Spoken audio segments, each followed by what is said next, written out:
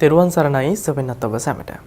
සදහවත්නි තථාගතයන්න් වහන්සේ පතල මහා අනුකම්පාවෙන් දේශනා කොට වදාළා වූ සුවාසූ දහසක් වන නිර්මල පරම පවිත්‍ර ගම්බීර ශ්‍රී සද්ධර්මය ඔබ වෙත sannivedanaya කිරීමේ අරමුණෙනුයි දිදුල බෞද්ධ සහ ළමා රූපවාහිනී නාලිකාව ඔස්සේ බෞද්ධ අංශය විසින් ඔබ වෙත සද්ධර්ම දේශනාවන් මේ ආකාරයෙන් sannivedanaya කරන්නට යෙදෙන්නේ. පිරිස ඒක රාශී කරවා ගැනීමකින් තොරව යම් අවස්ථාවන්හිදී ධර්ම දේශනාවන් මේ ආකාරයෙන් පවත්වන්නට මේ කාලවකවානුව තුළ අපට සිදුවන නිසා නිවසේ සිට දායකත්වයෙන් කටයුතු කරමින් ලෝකයාට මේ ධර්ම දානමය පින්කම් සිදු කරමින් ලෝකයාටම සද්ධර්ම දේශනාවන් ශ්‍රවණය කරන්නට ඉඩ ප්‍රස්තාව ලබා දෙන්නට දායක පිරිසක් අද පින්සිතින් සෝදානම්. ඒ උදෙසා සිදු කළා වූ කාරුණික ආරාධනෙන් ධර්ම මණ්ඩපයට වැඩම කරන්නට යෙදුනා අතුරුගිරිය හබරකඩ ආරණ්‍යකේතනයේ නිර්මාතෘ ගරු අනුශාසක විචිත්‍ර ධර්මකතික ආචාර්ය නමකයන්ට අවසරයි පූජනීය මාවරලේ බද්දිය නායක ස්වාමින් වහන්සේ. ඔබ අප සියලුනාම ගෞරවනීය නායක ස්වාමින් වහන්සේ සාදු නාදයන් පවත්වා පිළිගනිමු. සාදු සාදු සාදු.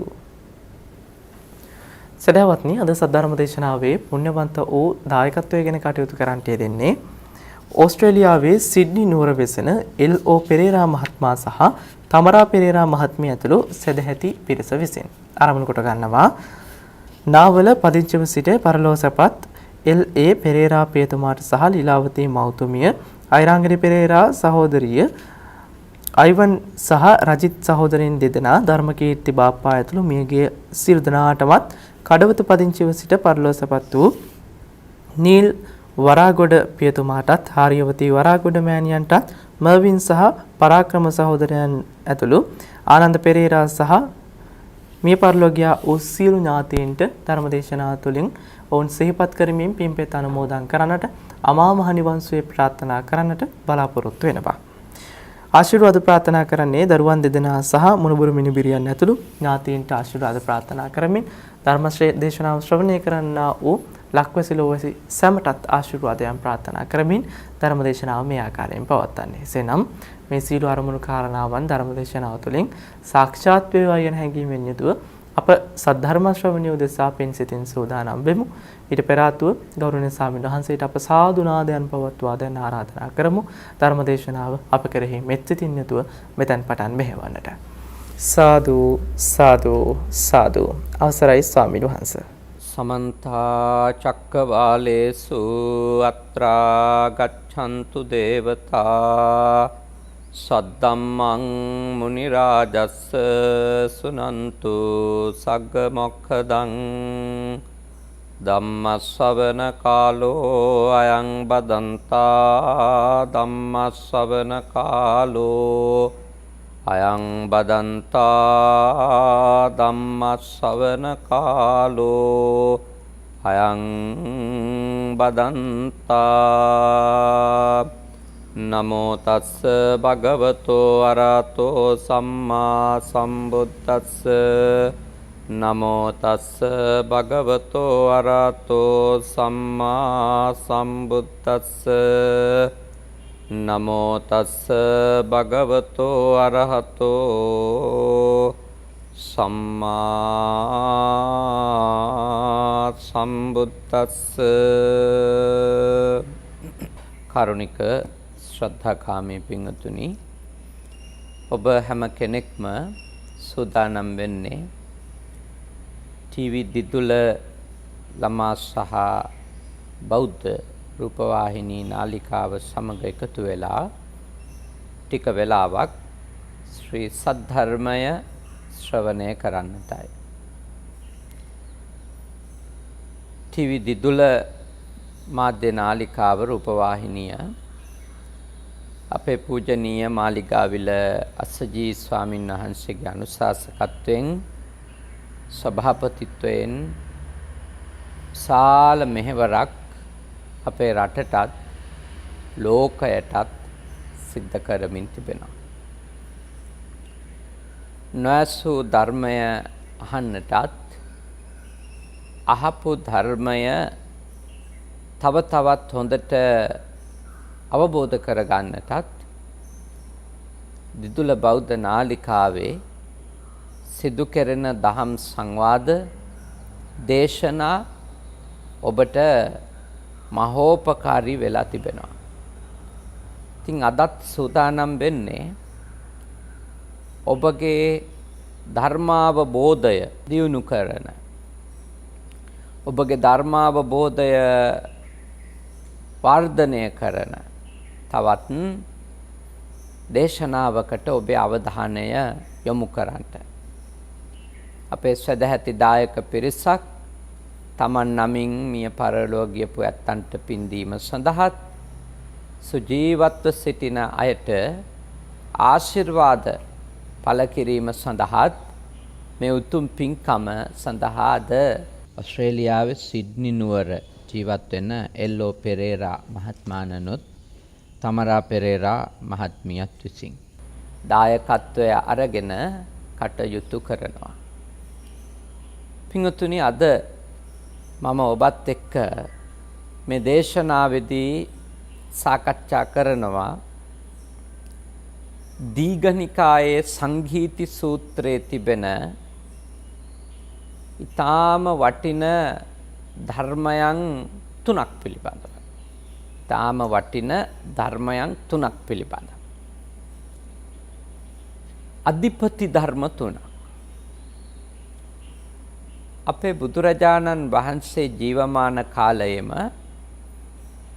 සාරිපුත්ත මහරහතන් වහන්සේ විසින් සිද්ධ කරපු දේශනාවක් තමයි සංගීති සූත්‍රය.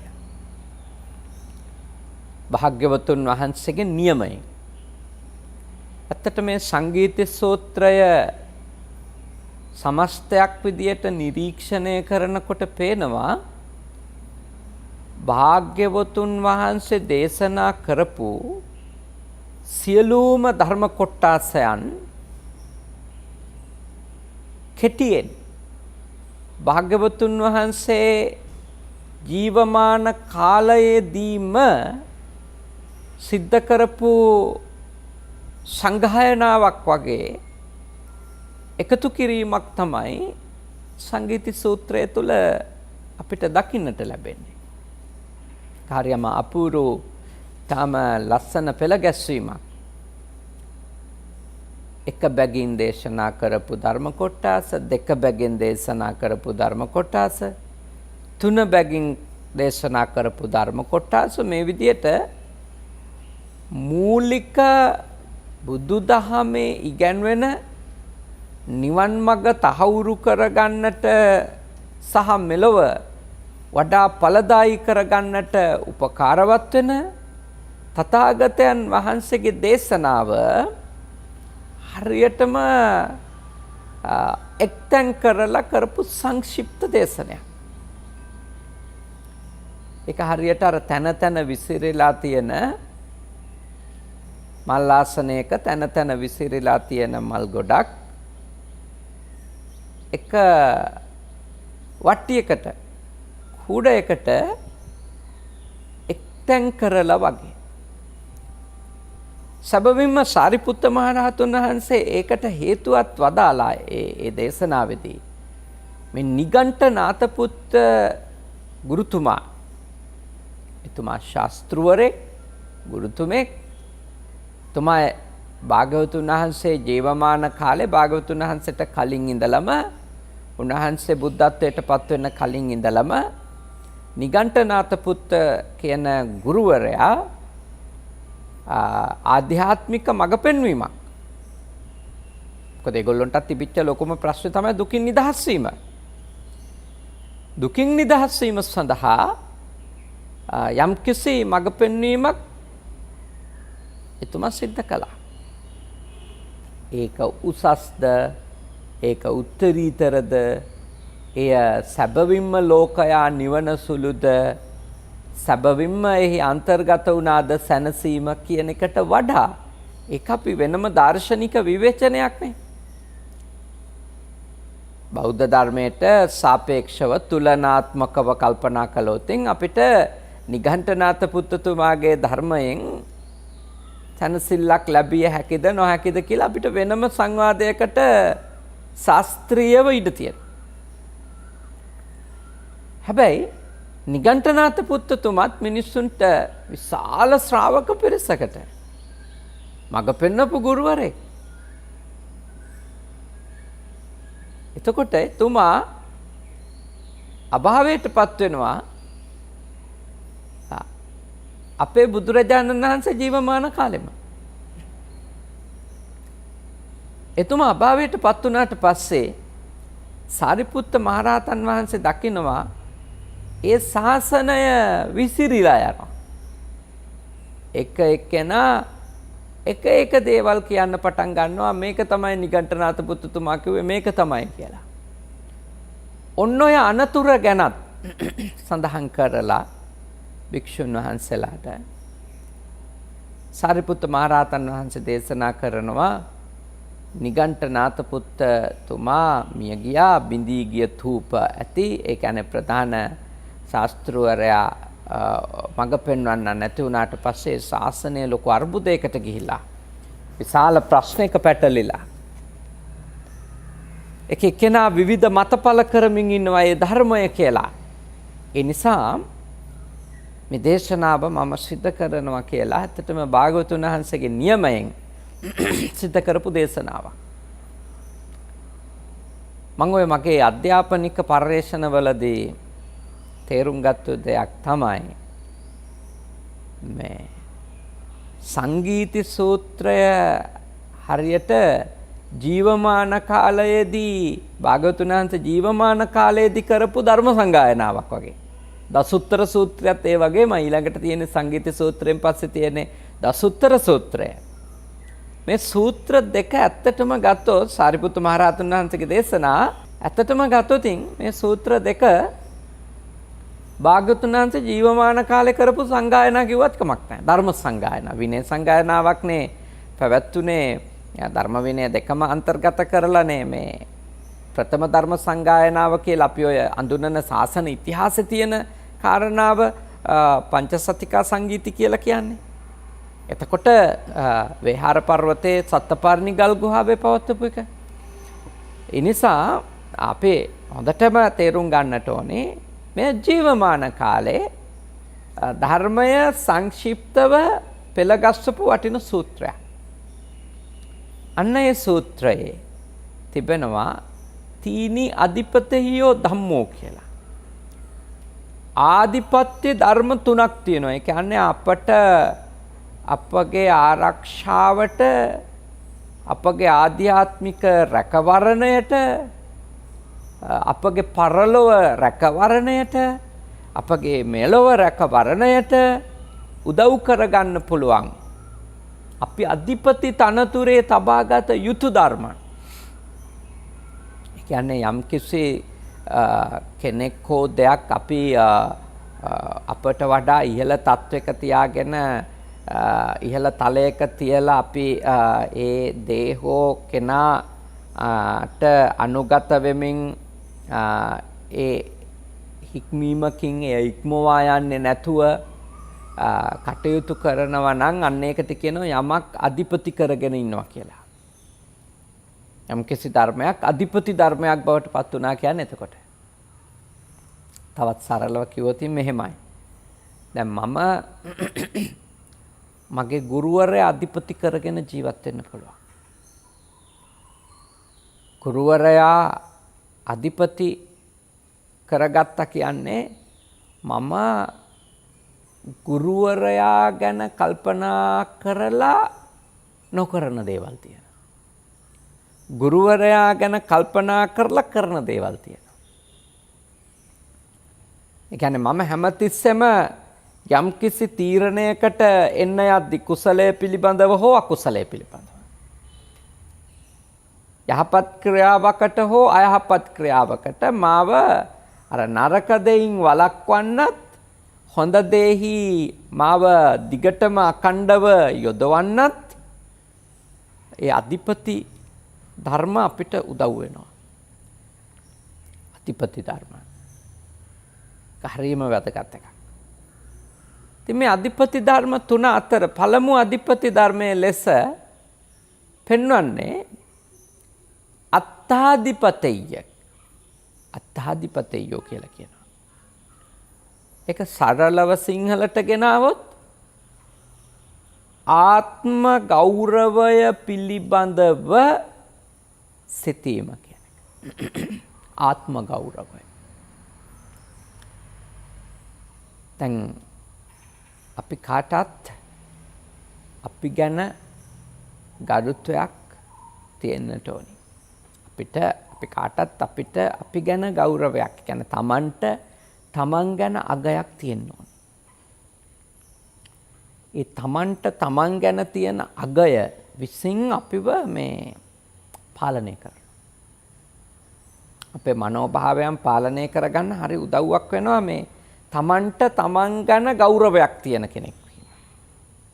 මොකද තමන්ට තමන් ගැන ගෞරවයක් තියෙනකොට එයා හැමතිස්සෙම ඒ ගෞරවයට හානි කර විදිහේ අයහපත් සිතුවිලි වලට හෝ අයහපත් ක්‍රියාකාරකම් වලට කායිකව වාචසිකව මානසිකව යන්න කැමති නෑ. මොකද ඒකෙන් අර තමන්ගේ ගරුත්වය තමන්ගේ වටිනාකම් වැලිව්ස් කියන ඒවා තමන්ගෙන් තියාගත්තුවා තමන්ගේ ඒවා විනාශ වෙන්න දෙන්න අකමැති නිසා.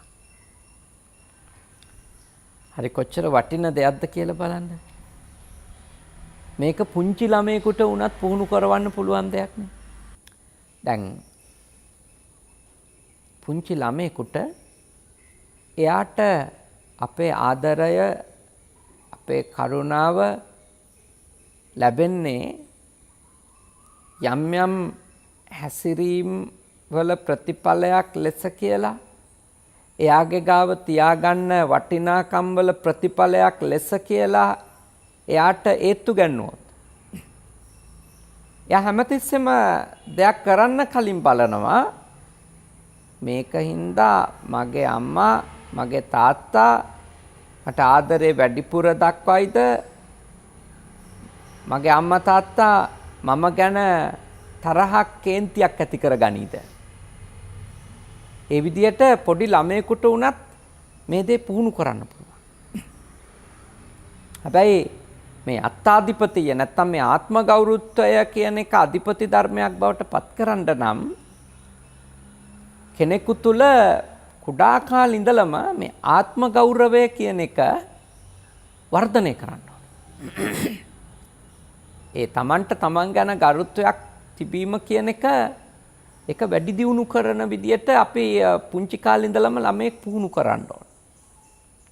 ඒකට හොඳම දේ තමයි මා කල්පනා කරනවා දහමටත් ඒක ඊටම අනුගතයි. පුංචි කාලේ ඉඳලම ළමයෙකුට අවමං සහගත ලෙස කටයුතු නොකර හිටියොත් ළමයෙක් පහත් කරලා කටයුතු නොකර හිටියොත් ළමයෙකුට හීනමානයක් ඇති වෙන විදියට අපි යාව පොඩි කාලේ ඉඳලා හැදුවේ වැඩුවේ නැතොත් එතකොට හැමතිස්සෙම යාට හිතෙනවා මට රැක ගන්න දෙයක් තියෙනවා කියලා. ඒ කියන්නේ කෙනෙකුට රැක ගන්න දෙයක් තියෙනවා නම් එයා පරිස්සම් වෙනවා. එහෙම රැක ගන්න දෙයක් නැහැ කියලා හිතුනට පස්සේ එයාට කරන්න බැරි දෙයක් නැහැ. ඒ හින්දා හැමතිස්සෙම එයාව ආරක්ෂා කිරීමෙන් එයාට වගකීමක් දීමෙන් එයාට වටිනකමක් දීමෙන් පොඩි ළමයෙකුට හරි අගයක් දීමෙන් මතක තියාගන්න. ඒ ළමයා තුළ තමන් පිළිබඳවම අගයක් දැනෙන්න පටන් ගන්නවා. සරල උදාහරණයක් කියන්නම් මම මේක තේරෙන්න. දැන් පැවිද්දෙකුට විශේෂ ගෞරවයක් තියෙනවනේ මේ සමාජය ඇතුලේ. ගෙදරකට වැඩියොත් ආගමික වැඩසටහනකට පාසෝදවනවා. සුදු ඇතිරිල්ලක් දාලා තමයි වඩා හිඳුවන්නේ. කතා කරනකොට එක පැත්තකින් වාඩි වෙලා අපි කියන්නේ එක අත්පසක ඉන්නවා. කතා කරනකොට පාවිච්චි කරන විශේෂිත ආගමික වචන තියෙනවා. මේ විදිහට පැවිද්දෙකුට ඔබ විශේෂ ගෞරවයක් දක්වනවා. දැන් අපි කරන එකක් තමයි අපේ ශිෂ්‍යයින් වහන්සේලා පුහුණු කරද්දී ඒගොල්ලොන්ට පෙන්නනවා ඇයි ඕගොල්ලොන්ට ගිහි මිනිස්සු මේ විදිහේ විශේෂ දේවල් කරා. ඕගොල්ලෝ කොච්චර වටින අය ලෙස එතකොට ගිහි මිනිස්සු ඕගොල්ලෝ ගැන කල්පනා කරනවාද? අන්න එතනදී තමයි එයාලට එයාලා වටිනවා කියලා එයාලා ගාව තියෙන ඒ ආධ්‍යාත්මික වටිනාකම් වලටයි අර මිනිස්සු කකුල් හොදන්නේ කියන එක ඒක දැනෙනවා. එතකොට ඒක කියලා දෙන්න ඕන. එතකොට එයා දානයකට වැඩියම එයාගේ කකුල් දෙක හොදනකොටම අර සංඥාව ඔලුවට එනවා. ආගේ කකුල් හෙදුවා. මෙයා සමහර විට මෙයාගේ අම්මගේවත් කකුල් හොදලා නැහැ. මෙයාගේ තාත්තගේ කකුල් දෙක අතුල්ලලා හොදලා නැහැ. මගේ කකුල් දෙකේ කුණු සුද්ධ කරලා මේ මිනිස්සයා හොදලා තියෙනවා. මම වටින හින්දායි එහෙම මේ මිනිස්සයා කරන්නේ. එතකොට එයාට ඉබේම හිතෙන එකක් තමයි මොකද? මම පරිස්සම් වෙනවා. මම මාව පරිස්සම් කරගන්නවා. පැවිද්දෙකුට ඒ සිතුවිල්ල ඇතිකරන්ට පැවිදි මනසක ඒ ආත්ම ගෞරවය කියන චෛතසිකය දියුණු කරන්න සමත් වුණොත් ගොඩාක් දේවල් වලින් එයා ආරක්ෂා වෙනවා. ගොඩක් දේවල් වලින් ඒ පැවිද්ද ආරක්ෂා වෙනවා. මහානකම ආරක්ෂා වෙනවා ඒ ගරුත්වය ගැන හිතනකොට. ආත්ම ගෞරවය. ඒක ගිහි සමාජයට උනත් මේ ලෝකේ ගොඩාක් ඔය වැරදි හැසිරීම් වලින් වළකින්න වැඩිහිටියට, තරුණ තරුණියන්ට, පොඩි දරුවන්ට ඒ ආත්ම ගෞරවය ගැන කල්පනා කරන කෙනෙක් බවට පත්වීම හරිම උදව්වක් වෙන මහා උපකාරයක් වෙන ධර්මයක් බව හොඳට තේරුම් ගන්නවා. මහා උපකාරක ධර්මයක්. ආත්ම ගෞරවය ඇති කරන එක. දුවෙක් පුතෙක් තමන්ගේ අධ්‍යාපනික ජීවිතය තුළදී ඉගෙන ගන්න කාලය තුළ හොඳට ආත්ම ගෞරවය ආරක්ෂා කරගෙන ඒකේ ළමයෙකුට ගැළපෙන දේ විතරක් කරමින් ළමයෙකුට ගැළපෙන්නේ නැති දේවල් හරියට අඳුනගෙන ඒව නොකරමින් ජීවත් වෙනවා. මතක තියාගන්න. ඔබගේ තරුණ විය තුල ඔබ රැකෙන්න ඔබ පුංචි කාලේ ඒ රැකිලා ඉඳපු ඒ ආරක්ෂා කරගෙන ඉඳපු වටිනකම් හරිම උපකාරයක් වෙනවා. මහෝපකාරී වෙනවා. ඒක මතක තියාගන්න. මහෝපකාරී වෙනවා. මොකද බොහෝ වෙලාවට අර අපේ පුංචි කාලේ ඉඳලම අපි ගැන ගෞරවයක් නැතුව හිටියම අපි අපේ ආරක්ෂා කරගන්න දේවල් කියලා එහෙම කොටසක් නැතුව හිටියම අපිට කතා කරන්න බැරි විදියක් නැහැ. ඕන එකක් කියන්න පුළුවන්. ඕන විදියකට කෑ ගන්න පුළුවන්. ඕන විදියකට නරක වචන කියන්න පුළුවන්. කිසිම අර වැදගත් විදියට වැරද්දක් කරාම සමාව ගන්න විදියක්වත් අපිට ඇති වෙන්නේ නැණි ආත්ම ගෞරවය කියන එක නැත්තම්. මේ ආත්ම ගෞරවය කියන්නේ උග්‍ර මානයක් නෙමෙයි. මාන්නක්කාරකමක් නෙමෙයි. තමන්ට තමන් ගැන රෙස්පෙක්ට් එකක්, ගරුත්වයක් ඒක තියෙන්න ඕනේ. ඒක මේ රහත් වෙනකන් ඔබට හරීම උදව්වක් වෙන ධර්මයක්. රහත් වෙනකම්ම ඔබ රහත් භාවයට, රහත් ඵලයට පත් වෙනකම්ම ආත්ම ගරුත්වය කියන එක හරීම වටින දෙයක් ලෙස පුහුණු කරගන්න. තමන්ට තමන් ගරු කිරීම. ඒ කියන්නේ එතකොට තමන්ව පහත් කරන්නේ නැහැ. තමන් ගැන හීනමානයක් නැහැ. තමන් ගැන අව탁සේරු කිරිල්ලක් නැහැ. තමන් අනිත් අය එක්ක සංසන්දනය කරලා තමන් මහා පහත් නින්දිත හීන මිනිස්සෙක් කියලා හිතන්නේ නැහැ. එහෙම සිතුවිලි තියෙන කෙනෙක් තමන් ගැන සැලකිය යුතු අවබෝධයකින් සිහි කල්පනාවකින් හොඳ අගයකින් කටයුතු කරන කෙනෙක් කොච්චර පරිස්සම් වේද? කතා කරද්දී, වැඩ කරද්දී, තැනකට යද්දී, කවුරු හරි ඇසුරු කරද්දී තමන්ගේ වටිනකම් මේ කියන්නේ මේ ආත්ම ගෞරවය රැක ගන්න කවුරුත් එක්ක කතා කරන්න එපා, ආශ්‍රය කරන්න එපා, කොහෙටවත් යන්න එපා. ඒ වගේ අදහසක් නෙමෙයි මේ කියන්නේ. මේ කියන්නේ කවුරු ඇසුරු කරත්, කොතන කතා කරත්, කොතන වැඩ කරත්, කා සමග වැඩ කරත්, කොයි වෙලාවෙ වැඩ කළත් තමන්ගේ තියෙන්න ඕනේ සීමා තමන් ඉක්මවන්නේ නැති. ඒ තමන් ඒක හදාගන්න. ඒක හරිය ආරක්ෂාවක්. මිනිස්සු යන්ත්‍රය එහෙම දාගන්නේ ආරක්ෂාවට. අන්න ඒ වගේ ආරක්ෂක යන්ත්‍රයක් ආත්ම ගෞරවය කියන්නේ. දැන් අර හදලා දෙන යන්ත්‍රවල නම් බලයක් තියෙද නැද්ද කියලාවත් අපි දන්නේ නැහැ නේ. ඒක අපි හිතා ගන්න එකක් විතරනේ. ඕ ඇති. මිනිස්සයා හොඳට මැතුරුවා. මේ දවස් 7ක්ද කොහෙද මැතුරුවා කියලා කියනවා. යන්ත්‍රය හොඳට ඇඳලා ඇති. එක ඒවා දාලා කලවම් කරලා ඒක ජීවම් කරලා ඇති. දැන් ඒවා අපේ විශ්වාසනේ. හැබැයි ඊට වැඩිය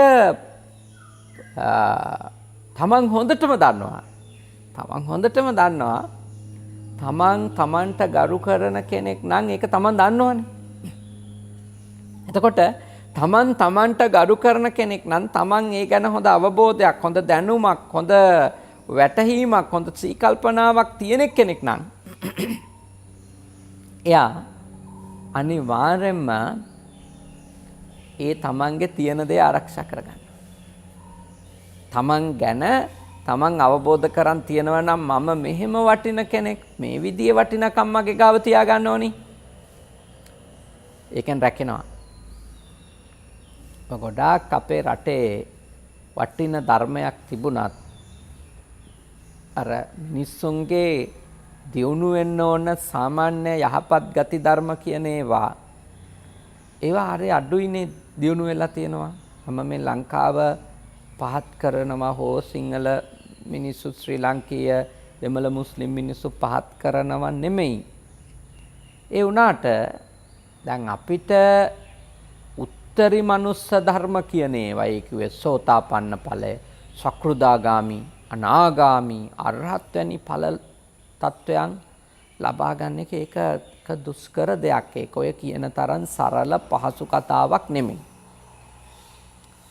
දැන් මම දන්නවා මම විශාල කාලයක් පැවිදි වෙලා. ඒ වුණාට මට තාම එවැනි උතුම් වූ ඵලයක් මගේ ශාසනික ජීවිතේ තවම අතවිඳින්නට නොහැකි වෙලා තියෙනවා. ඒ තත්වයට මරන්න කලින් පත් වෙන්න පුළුවන් කියන වීර්යයෙන් මම මගේ පුහුණුව කරන් යනවා. තේරුම් ගැනීම, පුහුණු වීම, අතහැරීම ඒවා කොටසින් කොටස ඒවා හිමින් කරන් යනවා. හැබැයි ඒක ලේසි නෑ.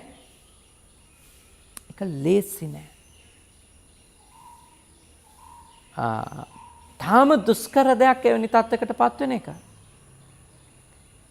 ඒත් අපිට හොඳ සිතුවිලි ටිකක් ඇති කරගන්න එක. කරුණාව, අනුකම්පාව, අනිත් අයට වැරදි කරන්නේ නැතුව පුළුවන් තරම් ඉන්න එක. නීතිගරුක වෙන එක. මේ පරිසරයට හානි කරන්නේ නැති මිනිසෙක් වෙන එක. උග්‍ර ආත්මාර්ථකාමී කමෙන් අනෙක් සියලු දෙනාම පාවිච්චි කරලා විසි කරන්නේ නැති මිනිසෙක් වෙන එක. ඒ වගේ දේවල් අපේ රට තුල හරි අඩුයිනේ. හරිම අඩුයි මිනිස්සුන්ගේ. උත්තරී මනුෂ්‍ය ධර්ම නෙමෙයි ඒවා. ඒවා මනුෂ්‍ය ධර්ම. සාමාන්‍ය සත්තුන්ගෙන් අපි වෙනස් වෙන ඒවා.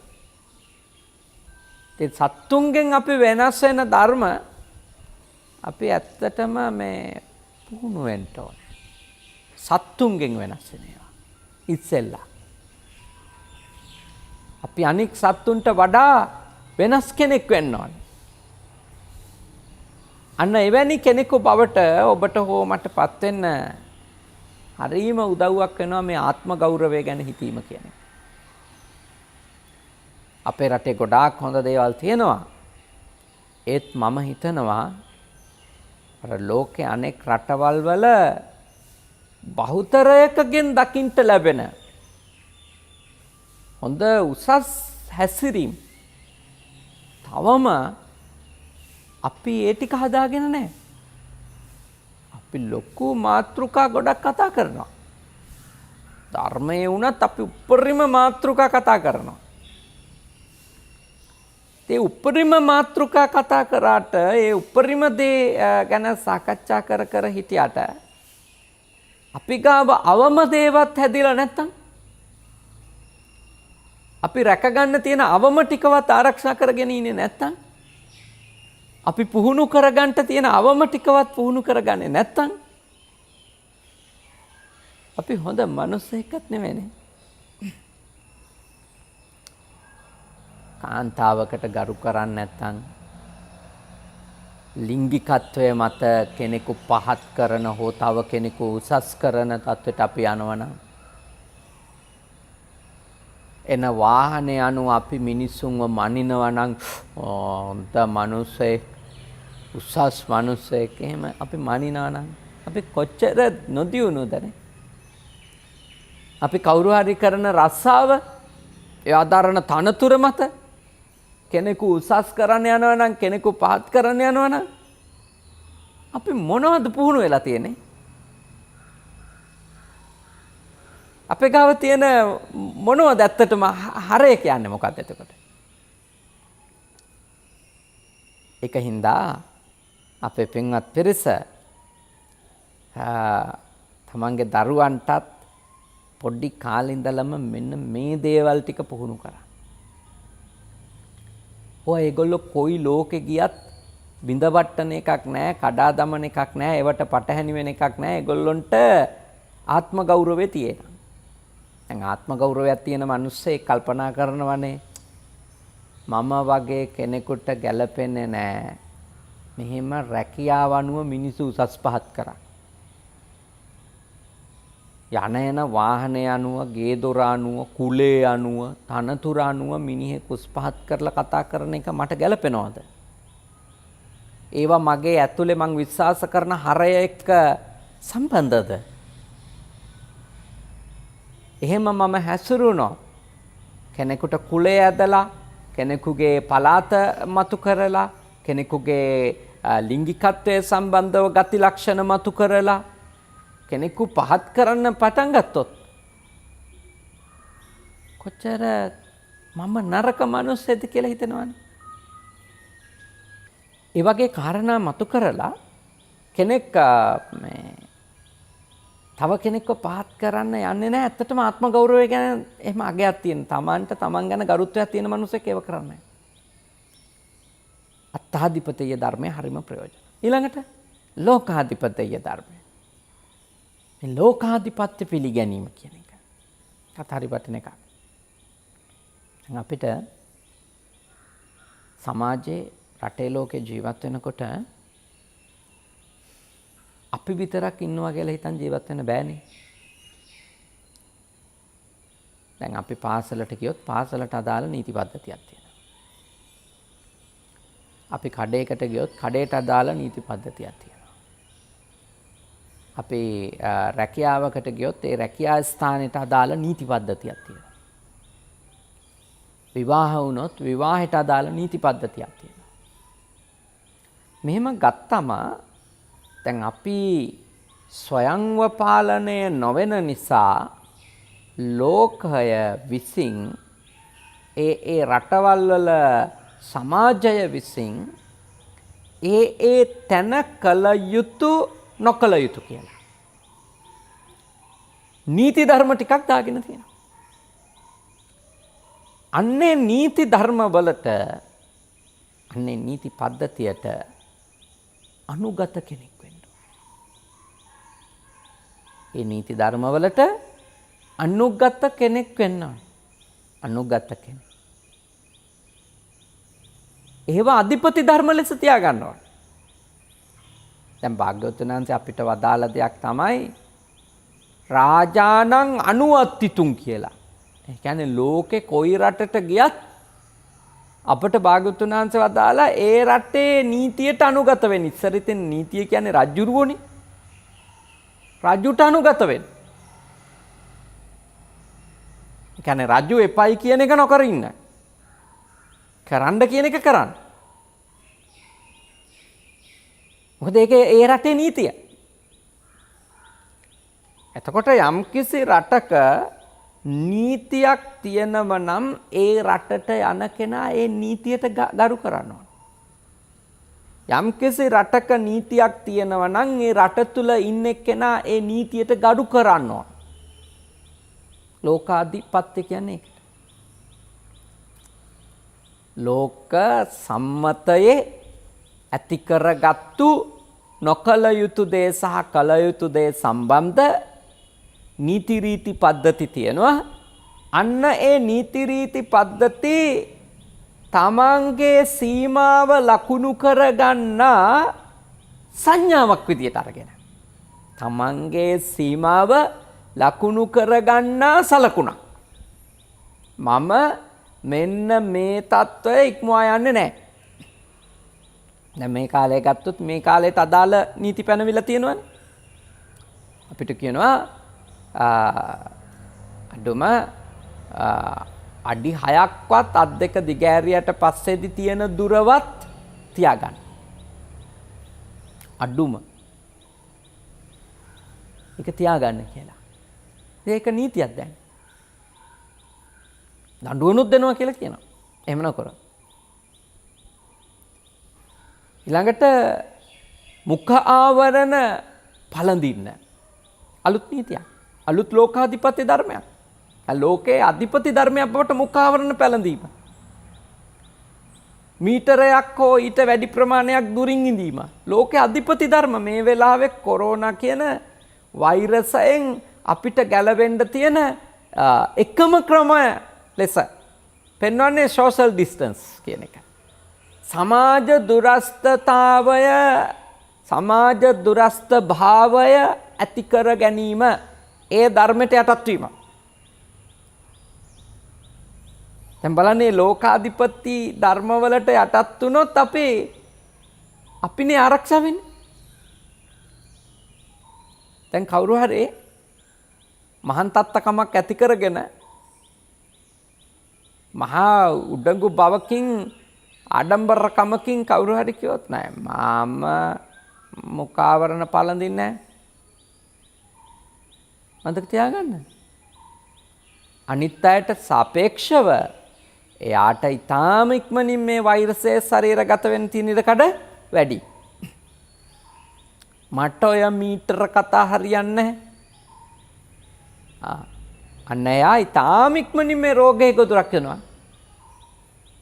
මොකද මේක හුළඟට හැදෙන හුළඟට බෝ වෙන ලෙඩක් නෙමෙයි. රෝගය වැළඳිච්ච අයවලුන්ට සමීප වීම නිසා බෝ වෙන රෝගයක්. ස්පර්ශ වීම නිසා ඇති වෙන බෝ වෙන රෝගයක්. එයාගේ කෙල සහිත ඒ දියර බින්දු එයාගේ ශරීරයෙන් නිකුත් වෙන දේවල් ගෑවුනොත් ඇති වෙන රෝගයක්.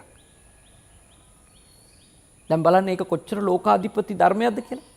මුළු ලෝකෙම මිනිස්සු බහුතරයක් රැකිලා ඉන්නේ මේ අධිපති ධර්මයට යටත් ඉඳලා. දැන් කාට හරි කියන්න පුළුවන්ද එතකොට ලෝකයේ අයගේ නීති අපිට වැඩක් නැහැ කියලා? එහෙම කියන්න බෑ. එහෙම කිව්වොත් එයා නැසෙනවා මුලින්ම. දැන් මේ හොඳට තේරුම් ගන්න. ගොඩාක් අය මේවා ගැන බොහොම අව탁සේරුවෙන් හිතන්නේ. ඒ අව탁සේරුවෙන් හිතන්නේ අර ඕනවට වඩා එන මාන්නකාරකම ඇතුලේ. අපි දන්නා අපිට තේරෙනවා අපිට කවුරුත් කියන්න ඕනේ නැහැ. අපි ඔයිට වැඩි ඒවට මූණ දීලා ජීවත් වෙලා තියෙනවා. මට අර ලෙඩෙත් ඇදිලා තියෙනවා. මට ඩෙන්ගුත් හැදුනා. කොහොම මැරුණද? අම්මා රණ්ඩ බෑ ගලේ ගැහුවත්. ඔබට මම යෝජනා කරනවා අන්න ඒ අදි තක්සේරුව ඔබ විනාශ කරයි. ඔබගේ පවුලේ ඔබගේ ආදරණීයයන් විනාශ කරයි. නිසා අකුසලයෙන් වළකින්නත් කුසලයේ යෙදෙන්නත් ලෝකාධිපති ධර්මය නැත්නම් සම්මුති ලෝකයේ තිබෙන පිළිගැනීම් වලට ගරු කරන්නෙක් වීම, විශ්වාසයන්ට ගරු කරන්නෙක් වීම අතිශයින්ම වැදගත් බව මතක තියාගන්න. දැන් ලෝකයට ගරු කරනවා කියනකොට ඒ ලෝකයා තුල තියෙන විශ්වාසයන්ටත් අපි ගරු කරන්න පුරුදු වෙන්න ඕන. නිසා මේ ලෝක ආධිපත්‍ය පිළිගැනීම කියන කාරණාව ගිහි වේවා පැවිදි වේවා කවුරු හරි පුහුණු වුණොත් ඒක යාට දස අකුසලයෙන්ම ගැලවෙන්න ලොකු උපකාරයක් වෙනවා. සතර අපායෙන්ම ගැලවිලා ඉන්න ලෝකාධිපත්‍යයට ගරු කරන්නෙක් වීමෙන් හරිම රැකවරණයක් හම්බ වෙනවා.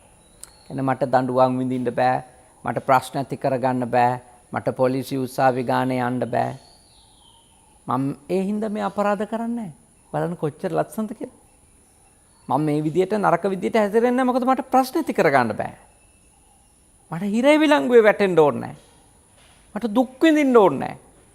මට අනික් අයගෙන් ගුටි කන්න ඕනේ නැහැ. මට අනික් අයගෙන් බැනුම් අහන්න ඕනේ නැහැ. දැන් තමන් චෝදනා කරන එකෙන් වළක්ව ගන්න එකනේ ආත්ම ගෞරවයේ අත්තාධිපතිය කිව්වේ. කියන්නේ තමන්ගෙන් තමන්ට චෝදනාවක් එන එක වළක්ව ගන්න එක. හැබැයි තමන්ට අනුන්ගෙන් චෝදනාවක් එන එක වළක්ව ගන්න. ඒක තමයි ලෝකාධිපතිය කියන්නේ. සරලව කිව්වොත් අන්නේචරයි. අත්තාධිපතිය කියන්නේ තමන්ට තමන්ගෙන් චෝදනාවක් එන එක වළක්ව ගන්න එක. මට මම චෝදනා කරන තත්යකට ආවොත් මට මාව එපා වෙන්න පුළුවන්. ඊළඟට පුළුවන් තරම් උත්සාහ කරන්න ඕනේ. මට අනුන්ගෙන් චෝදනාවක් එන්නේ නැති වෙන්න ජීවත් වෙන්න. අනෙක් අය මං ගැන මොනවා හිතයිද? අනෙක් අය මං ගැන කොයි වගේ අදහසක් පළ කරයිද? මා ගැන ඔවුන් කොයි විදියට හැසිරෙයිද? තීන්දුව කරයිද? ඔන්න ඔය ටික හිතන්න. හරි උදව්වක් වේ ඔබට පරිස්සම් වෙලයි. අන්තිම කාරණේ. ධම්මාධිපතෙය්‍ය. එක්වේ තමන් සාක්ෂාත් කරපු, තමන් අවබෝධ කරපු ධර්මය ආධිපත්‍යයේ තබා ගැනීම. දැන් මම විශ්වාස කරනවා මම කරන කර්මවල විපාකවලට මට වග කියන්න වෙනවා. ධර්මයක්. එතකොට මම කරන කර්මවල විපාකවල වගකීම මට එනවා. මම කරන කර්මවල විපාකවලින් මගේ මවුට හෝ පියාට නෙවෙයි දුක් විඳින්න වෙන්නේ මටමයි. කර්මය හරියට නෑදෑයෙක් වගේ මාත් එක්කම ගමන් කරනවා. කර්මය මගේ උප්පත්තිය තීරණය කරන දෙයක්. මෙන්න මේ ධර්මය පිළිගත්තම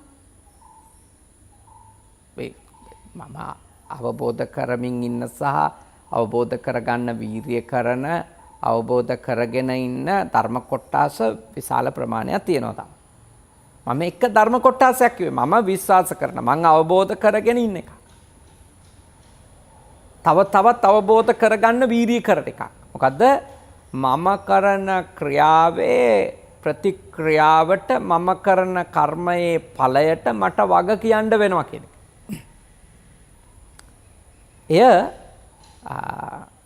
එය වටහා ගත්තට පස්සේ කවුරු හිටියත් නැතත් කවුරු මාව නිරීක්ෂණය කරමින් ඉඳියත් නැතත් මම අරස වෙනවා. ඒකෙ මං ගැන බලන්න අම්මලා තාත්තලාත් නැහැ, ගුරුවරුත් නැහැ, පොලිසියත් නැහැ, කවුරුක්වත් නැහැ කියලා කියමුකෝ. ඒත් මම රැකෙනවා. මොකද හේතුව? මං කරන නරක ක්‍රියාවේ ප්‍රතිඵලෙත් මං විශ්වාස කරනවා මට එනවා කියලා. මං කරන හොඳ ක්‍රියාවේ ප්‍රතිඵලෙත් මං විශ්වාස කරනවා මට එනවා කියලා. එතකොට මම කරන හොඳ ක්‍රියාවේ ප්‍රතිඵලයත් විශ්වාස කරනවා නම් විපාකයක්. මං කරන නරක ක්‍රියාවේ විපාකයක් විශ්වාස කරනවා නම් එතකොට මම මගේ කර්මය ගැන වග වෙයිද නැද්ද? කවුරු හරි කෙවිතක් අරන් මගේ පස්සෙන් එන්න ඕනිද? කවුරු හරි කියන්න ඕනද ඔයා මේක නොකරොත් එහෙම බලා ගන්න පුළුවන් කියලා? නෑ. මං අවබෝධ කරන මා පිළිපදින ධර්මයම මාව පරිස්සම් කරනවා. අර ධම්මං විනා නත්ති පිතාච මාතා කියලා වනපදයකුත් තියෙන්නේ. ධර්මයේ තරම් අම්මා කෙනෙක් තාත්තා කෙනෙක් නෑ කියලා. ධර්මයේ තරම්. නේ අම්මට තාත්තට අපිව ආරක්ෂා කරන්න පුළුවන් ප්‍රමාණෙත් සීමා සහිතයි. අම්මයි තාත්තයිනේ අපි වැඩිපුරම ආරක්ෂා කරන්නේ. හැබැයි අම්මයි තාත්තයි අපිව ආරක්ෂා කරන රකින්න ප්‍රමාණයට වඩා වැඩි රැකීමක් ධර්මය අප විසින් ආරක්ෂා කරනවා. කියන්නේ අපේ ඇතුලේ ධර්මයක් තියෙනකොට අවබෝධ කරපෝ පුහුණු කරන පිළිපදින ඒ ධර්මය අපිව සම්පූර්ණ පාලනයට ගන්නවා. අපි අයහපත් ක්‍රියාවෙන් අයින් කරනවා සබ්බපාපස්සා කරණම් කියන தත්ත්වයටපත් කරනවා. අපි යහපත් ක්‍රියාවල යොදවනවා කුසලස්ස උපසම්පදා. ඊළඟට අපේ හිත නිමා ගන්නට අපිට මඟ පෙන්වනවා. සච්චිත්ත පරියෝදපණං නිමෙන්න මඟ පෙන්වනවා. බලන්න. ඒ උතුම් ධර්මය අධිපති තනතුරේ තබා ගත්තොත් රහසින්වත් පව නොකරන කෙනෙක් බිහි වෙනවද නැද්ද? බිහි වෙනවා. රහසින්වත් පව නොකරන කෙනෙක් බිහි වෙනවා. එහිඳ අපේ පින්වතුන්ලා බොහෝම ශ්‍රද්ධාවෙන් සංගීත සූත්‍රයේ තියෙන කරුණු තුන බැගින් වදාළ ධර්ම කොටස අන්තර්ගතයේ තියෙන අධිපති ධර්ම තුන නම් කුමක්ද කියලා සාරිපුත්ත මහරහතන් වහන්සේ වදාළ උතුම් මඟ පෙන්වීමක්. ඒක තථාගත දේශනාවක්. උන්වහන්සේ එක්තැන් කළේ තථාගත දේශනාව. ඒ භාග්‍යවතුන් වහන්සේගේ දේශනාව. ඒ අමාමෑණින් වහන්සේගේ දේශනාව තමයි සාරිපුත්ත මහරහතන් වහන්සේ ඒ සංක්ෂිප්තව එක්තැන් කරලා එක පෙළකට හැදුවේ. ඒ උතුම් දේශනාවේ පුංචි කොටසක් හොඳට ඔබ තේරුම් ගත්තා. ඉතින් අද ටීවී දිදුල සමග මේ උතුම් පින්කම ඔබට දායක කරන්නට ඔස්ට්‍රේලියාවේ සිඩ්නි නුවර ජීවත් වෙන එල්.ඕ. පෙරේරා මහත්මයාණනුත් තමරා පෙරේරා මහත්මියත් විසින් අපි හැමෝම ඊටාම ශ්‍රද්ධාවෙන් පැයකට ආසන්න කාලයක් ටීවී දිදුල නාලිකාවෙන් බෞද්ධ නාලිකාවෙන් මේ සද්ධර්ම දේශනාව බොහෝම ඕනෑකමින් ශ්‍රවණය කරන්නට යෙදුණා. රැස් කරගත් සියලුම පින් කුසල් නාවල පදිංචිව ඉඳලා පරලෝ සැපත් වන්නට යෙදුණ එල්.ඒ. පෙරේරා පියාණන් වහන්සේටත් ලීලාවතී මාතාවටත් අයිරාංගනී පෙරේරා සහෝදරියටත් අයිවන් සහ රජිත් කියන සහෝදරීන්ටත් ධර්මකීර්ති බාප්පා ඇතුළු මියගිය සියලුම ඥාතීන්ට වගේම කඩවත පදිංචිව ඉඳලා පරලෝ සැපත් වන්නට යෙදුණ නීල් වරාගොඩ පියාණන් වහන්සේ ආර්යවතී වරාගොඩ මෑණියන් වහන්සේ මර්වින් සහ පරාක්‍රම කියන සොහොයුරනුත් ඒ වගේම තව පවුලේ ඥාතිවරයෙක් ඇත්තන්ගේ මිය ගොස් තිබෙනවා ආනන්ද පෙරේරා මහත්මයාණනුත් ඒ කියන ඥාති හිත මිත්‍රාදීන්ට වගේම විශේෂයෙන්ම ඔබ හැම දෙනාගෙම මේ දේශනාව ටීවී දිදුල බෞද්ධ සහ ළමා රූපවාහිනී නාලිකාවෙන් ඇහුම්කම් දීපු ඔබ හැම දෙනාගෙම නමින් මියගිය සියලු ඥාති හිත මිත්‍රාදීන් මේ පින් අනුමෝදන් වෙත්වා සුවපත් වෙත්වා සැපවත් වෙත්වා දුකින් මිදෙත්වා උතුම් අමා මහ නිර්වාණ ධර්මයම අවබෝධ කර ගනිත්වා කියලා සාදු කියමු. ඒ වගේම විශේෂයෙන්ම පෙරේරා මැතිතුමත් එම මැතිනියත් බලාපොරොත්තු වෙනවා ආශිර්වාද කරන්නට දරුවම් දෙදෙනාටත් ඒ දෙපළගේ මුණුබුරු මිනිබිරියන් ඇතුළු පවුලේ හැම දෙනාටම. ඉතින් මේ පින්කමෙන් රැස් කරගත්ත සියලු පින් කුසල් දෙවියෝ අනුමෝදන් වෙත්වා. දෙවියන්ගේ ආශිර්වාදය ආරක්ෂාව බැල්ම ශක්තිය විශේෂයෙන්ම ඒ පෙරේරා පවුලේ පින්වත් පිරිසට ලැබේවා. ඒ දුවා දරුවන්ට ලැබේවා. මේ සද්ධර්ම දේශනාව ශ්‍රවණය කරපු ඔබ හැම දෙනාටමත් ඒ වගේම ඔබට මේ වගේ උතුම් පින් කටයුතු කරගන්නට උපකාරවත් වෙන අතිපූජනීය අපේ මාලිගා විලස්සජී ස්වාමීන් වහන්සේ ඇතුළු ටීවී දිදුල නාලිකාවේ කාර්ය මණ්ඩලය හැම දෙනාටමත් සියලු දෙවියන්ගේ ආශිර්වාදය වේවා, කරදර බාධක දුරු වේවා, නිදුක් නිරෝගී භව, සුවපත් භව, චිර ජීවනය ඔබ හැම දෙනාටම උදා කරගන්නට දෙවියෝ ඔබට උපකාර කරත්වා. උතුම් දිව්‍ය රාජ සමූහයාද මේ පින් අනුමෝදන් වෙලා අමා මහ නිවනම අවබෝධ කරගනිත්වා කියලා ප්‍රාර්ථනා කරන්ට. අවසාන වශයෙන් ඔබ අප හැම දෙනාට දෙවි දේවතාවුන්ට මේ පින් කුසල් එකසේ අත්පත් වීමෙන් මේ අපි ඉපදිලා ඉන්න උතුම් භවය තුලදීත් සසරේ මතු උපදින යම් භවයක් වෙත්නම් ඒ සෑම භවයකදීමත් සත්පුරුෂ ඇසුරෙම උපත ලබත්වා, කල්යාණ මිත්‍රය ඇසුරෙම උපත ලබත්වා, සද්ධර්මයක් මසන්නට ලැබේවා, සත්පුරුෂ ධර්මයක් මසන්නට ලැබේවා. ඊ타ම ඉක්මන් භවයකදී මේ ඝෝරතර සසරෙන් නිදහස් වෙලා අමා මහ නිවනින් සැනසීම උදා කරගන්නට මේ පින් කුසල් පාරමී වේවා. සාදු සාදු සාදු. ආකාශට්ඨා ච බුම්මට්ඨා දේවානාගා මහිද්దికා පුඤ්ඤන්තං අනුමෝදිත්වා චිරන් රක්ඛන්තු ශාසනං. ආකාශට්ඨා ච බුම්මට්ඨා දේවානාගා මහිද්దికා පුඤ්ඤන්තං අනුමෝදිත්වා චිරන් රක්ඛන්තු දේශනං. ආකාශට්ඨා ච බුම්මට්ඨා දේවානාගා මහිද්దికා පුඤ්ඤන්තං අනුමෝදිත්වා චිරං රක්ඛන්තු මම් පරන්ති තී. ඔබ හැම දිනාටම තුනුරුවන්ගේ අනන්ත ගුණ බලයෙන් ධම්ම අවබෝධ වේවා.